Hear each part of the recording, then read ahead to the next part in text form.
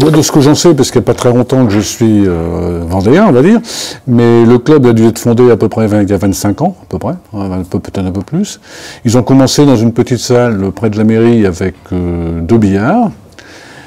Et ben, au fil des années, de 2 billards, nous sommes maintenant rendus à 7 billards, donc 6 2,80 m et 1 3,10 m. Et les effectifs depuis quelques années se stabilisent aux alentours de 63-64 adhérents licenciés, puisque comme nous sommes adhérents à la fédération, l'obligation est faite à tous les joueurs de prendre leur licence auprès de la fédération. Donc nous avons des joueurs qui évoluent un peu dans toutes les catégories, la meilleure étant, nous avons un joueur N1, hein, quelques joueurs N3, R1, et puis après, ben, bien sûr, c'est des joueurs de niveau régional. Voilà. Comme dans beaucoup de clubs de carambole, nous avons essentiellement beaucoup de retraités, de vétérans, et qui participent ici. Nous participons donc dans la Ligue des Pays de Loire. Nous avons 3 équipes vétérans à la libre, et une équipe vétéran aux 3 bandes, hein, qui disputent donc les championnats vétérans de la Ligue. Voilà.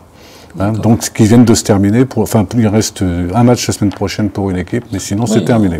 Donc, une fois qu'on a dit ça, l'intérêt qu'on a aujourd'hui de cette visite, en plus de voir un club de carambole dans son évolution, c'est on est là aujourd'hui parce que à côté, dans la salle juste à côté, dans ce complexe, très beau complexe moderne de la ville d'Olonne-sur-Mer, il y a une compétition régionale de blackball, donc l'ancien billard anglais qu'on appelle maintenant blackball, avec 8 billards installés et 55 joueurs en individuel aujourd'hui, et puis demain autant par équipe.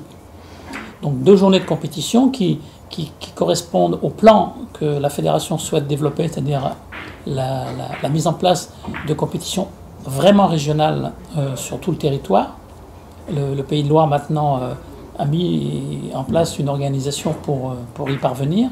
Ça commence surtout par la Vendée, donc ce secteur ici. Et là où ça devient intéressant, c'est comment ton club a accepté de collaborer avec la commission Blackball des Pays de Loire pour accueillir un tournoi de Blackball, alors que le club lui-même n'a pas d'activité autre que le carambole. Non, il n'y a pas d'activité de blackball, d'ailleurs, il n'y a pas de club de blackball au Sable d'Olonne, d'une manière générale. Le premier club, à ma connaissance, ce sont les Herbiers, ce sont les Herbiers, d'ailleurs, au niveau de la fédération, à ma connaissance, c'est le Solaire. Oui, mais enfin, c'est le plus près, je veux dire, hein, le plus près, voilà. En fait, nous avons été sollicités par les équipes de blackball quand ils ont vu au vu de la salle qui est à côté. Ils ont trouvé que c'était une salle qui pouvait très très bien être adaptée pour faire un tournoi de blackball. Et apparemment, je crois que les joueurs qu'on vient de voir là sont assez satisfaits du résultat. Ils nous ont demandé, en fait, notre appui. Je veux dire surtout administratif, c'est-à-dire toutes les démarches vis-à-vis de la mairie, enfin les démarches locales, quoi. C'est-à-dire que nous on était parfaitement d'accord pour prendre en charge toutes les démarches locales, que ce soit auprès de la mairie, auprès des journaux locaux, etc. Hein.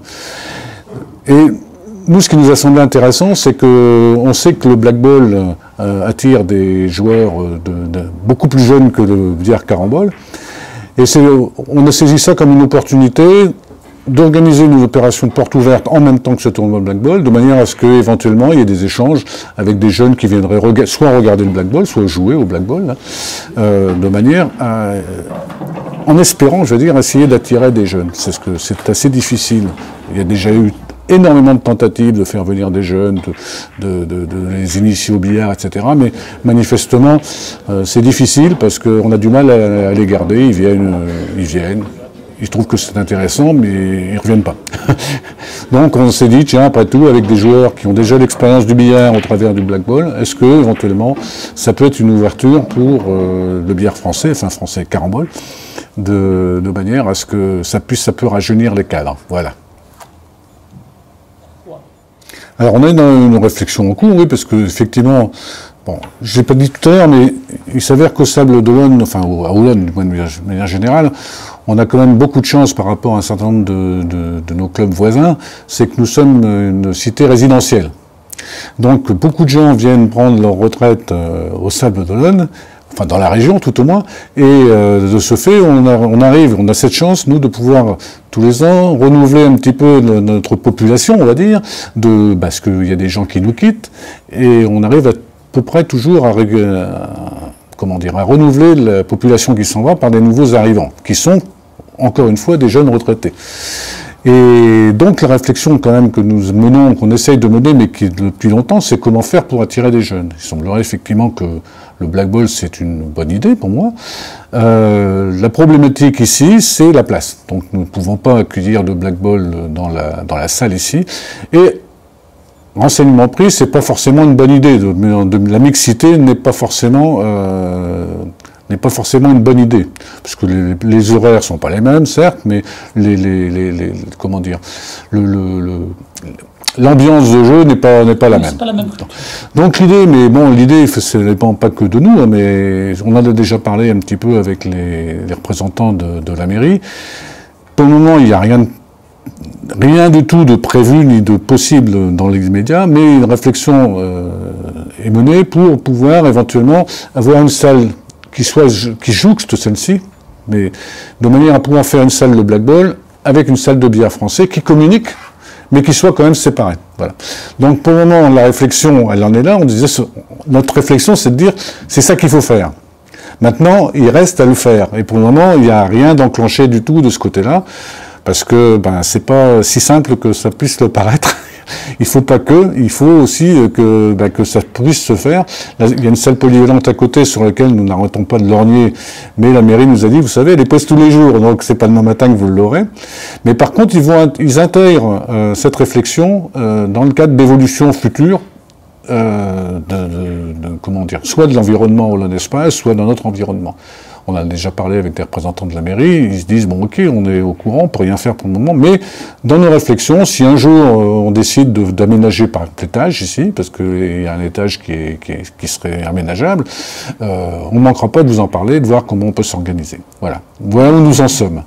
C'est très bien. En ce qui concerne, puisque le sujet c'est quand même les billards à poche, c'est effectivement une réflexion, je ne vais pas dire de tous les jours, mais une réflexion qu'on a régulièrement. Notre souhait, c'est un jour de pouvoir faire quelque chose. La date aujourd'hui est particulièrement imprécise, mais je pense qu'à terme, oui, on fera bouger les choses, oui, mais on s'y attache de toute façon.